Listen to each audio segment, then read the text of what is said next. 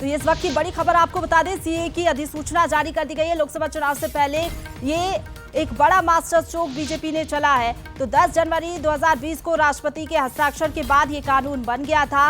इस कानून के तहत गैर मुस्लिम शरणार्थियों को भारत की नागरिकता मिल सकेगी।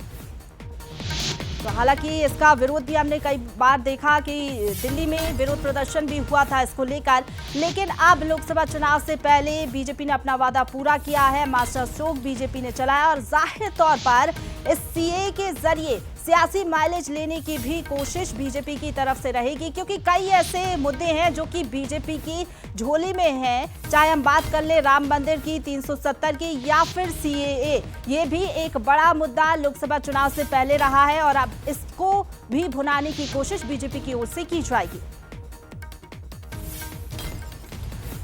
तो सीए की अधिसूचना जारी कर दी गई है। गृह मंत्रालय ने अधिसूचना जारी की है और इस फैसले के तहत, इस घोषणा के तहत, इस अधिसूचना के तहत अब बीजेपी इसका सियासी माइलेज लेने की भी कोशिश करेगी, क्योंकि बीजेपी के कई ऐसे कोर इश्यूज हैं। चाहे हम बात कर ले राम मंदिर निर्माण की, या फिर हम बात कर ले 370 की, या फिर सीएए, बीजेपी लगातार इसको लेकर मुखर होती हुई नजर आई है। इस बात को कहती हुई नजर आई है कि ये देश के हित में जरूरी है, इसकी जरूरत है लोकतंत्र के लिए, और इसीलिए अब देखिए अधिसूचना इसके लिए जारी कर दी गई है। लोकसभा चुनाव से पहले ये ट्रम्प कार्ड, मास्टर स्ट्रोक माना जा रहा है बीजेपी का।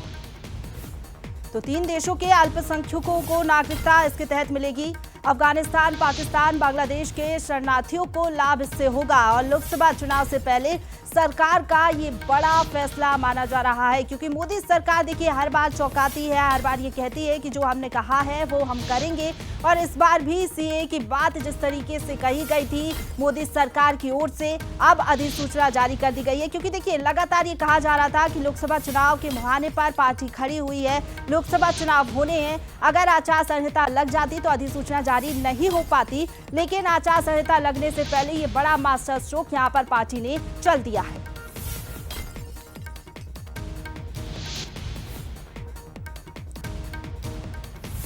और इसी पर ज्यादा बातचीत के लिए सीधा रुख करेंगे, हमारे साथ संवाददाता सूरज न्यूज रूम से लाइव जुड़ गए हैं और जरा सीए को समझने की कोशिश करते हैं कि किस तरीके से इसका लाभ जो है पार्टी को मिलेगा और कितना असर इसका लोकसभा चुनाव में दिखाई देगा। सूरज, अगर सीए की हम बात करें तो ये वादा किया था पार्टी ने कि इसको लागू करेंगे, अधिसूचना जारी करेंगे, लेकिन अगर लोकसभा चुनाव के हिसाब से देखें तो ट्रम्प कार्ड इसे कहेंगे और सियासी माइलेज लेने की कोशिश जरूर पार्टी इससे करेगी। कितना असर इसका देखने को मिलेगा?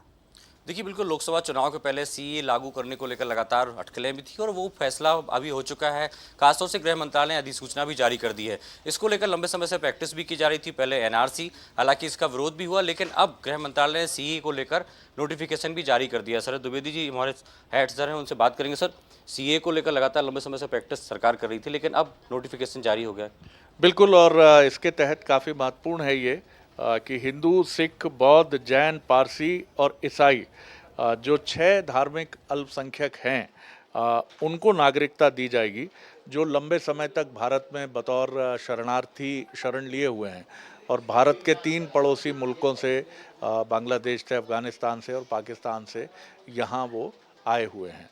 तो गैर मुस्लिम जो शरणार्थी हैं उनको इस कानून के तहत नागरिकता मिल जाएगी और इसको लेकर अभी रिसेंटली पूर्वोत्तर और देश के कुछ हलकों में कुछ विरोध के स्वर सुनाई दिए थे, लेकिन बाय एंड लार्ज ये माना गया था कि ये कानून देश के हक में है और इसको लेकर पहले ही अमित शाह ये घोषणा कर चुके थे कि ये कानून हम लोकसभा चुनाव के पहले लागू करेंगे और जाहिर तौर पर इसके अपने पॉलिटिकल इम्पैक्ट भी हैं जो आगे जाकर और ज़्यादा स्पष्ट होंगे, क्योंकि ये बहुत लंबे समय से अवेटेड कानून है।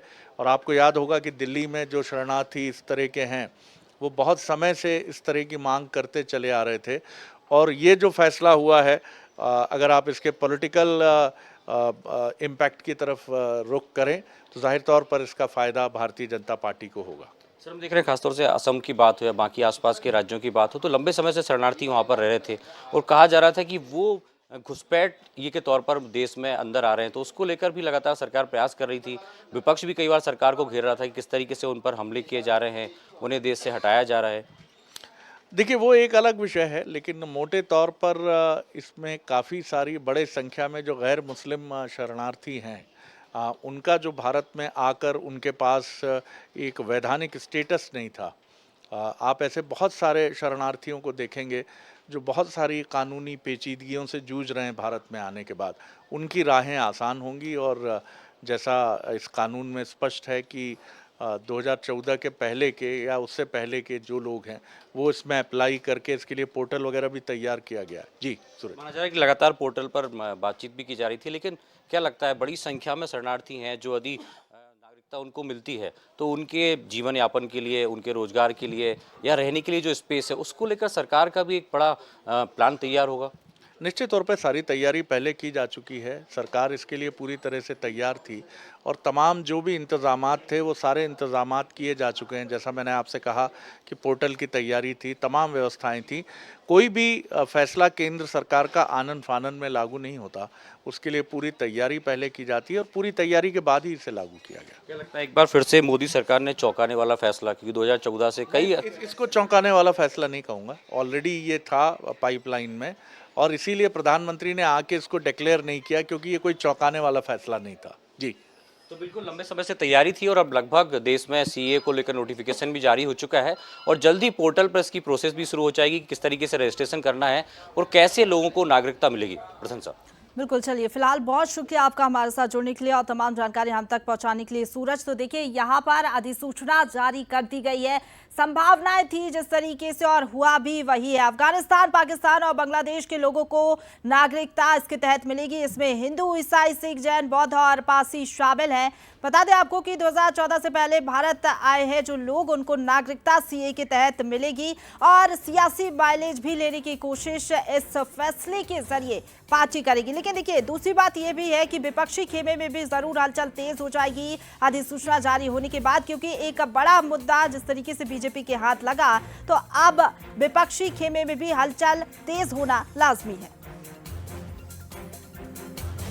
तो 10 जनवरी 2020 को राष्ट्रपति के हस्ताक्षर के बाद ये कानून बन गया था। गैर मुस्लिम शरणार्थियों को भारत की नागरिकता मिल सकेगी सीए के तहत। इस कानून को संसद में 11 दिसंबर 2019 में मंजूरी मिल गई थी। तब से ये थोड़ा अटका हुआ था, लेकिन अब लोकसभा चुनाव से पहले इसकी अधिसूचना जारी कर दी गई है। देश भर में अब ये लागू हो जाएगा।